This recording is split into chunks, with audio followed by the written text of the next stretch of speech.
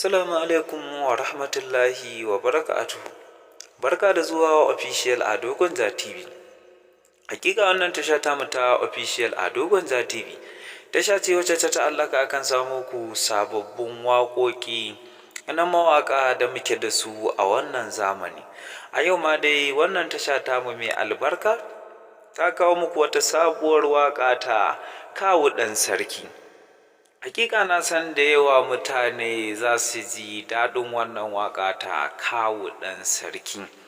Shi ma dai kun san in dai waƙa ce a fagen soyayya, Kawu ɗan Sarki ba za a bar shi a baya ba. Shi yasa ni ma na ga ya dace na kawo muku wannan sabuwar waƙa ta shi wacce yake shirin saki a 2025 mai suna Tantabara, wacce dai ya yi mata laƙani da gwagwarmaya. Kai da gaji dai ka san cewa wannan waƙa ta Kawu ɗan Sarki ba iyan nan ta tsaya ba, akwai ilimantarwa da nishaɗantarwa da faɗakarwa har ma da masoya za su ji daɗinta. Hakika in farkon zuwanka ne wannan tasha ta mu ta official a Dogonza TV, ka daure ka danna mana alamar subscribing, wato alamar ƙararrawa, yadda da zarar mun yi update mun ɗora insha Allahu za ka gani, sai liking da sharing da comment yadda 'yan uwa za su amfana.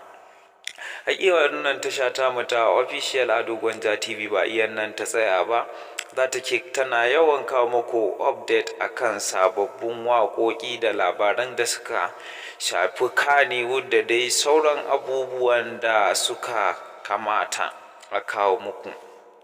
Shi yasa har kullum duk wanda yake tare da wannan tasha ta mu mai albarka baya rasa sababbin waƙoƙi da duk wani sabon update da zai fito a Kannywood.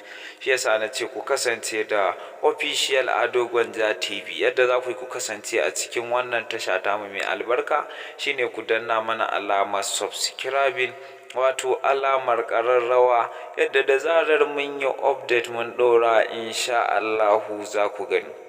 Official a Dogonza TV tasha ce wacce ta ta'allaka akan kawo muku sababbin waƙoƙi na wannan zamani, musamman na manyan mawaƙanmu irin su Nura M Inuwa, Auta MJ, Umar M Sharif, Sarkin Waƙa, duk dai da sauransu. Official a Dogonza TV.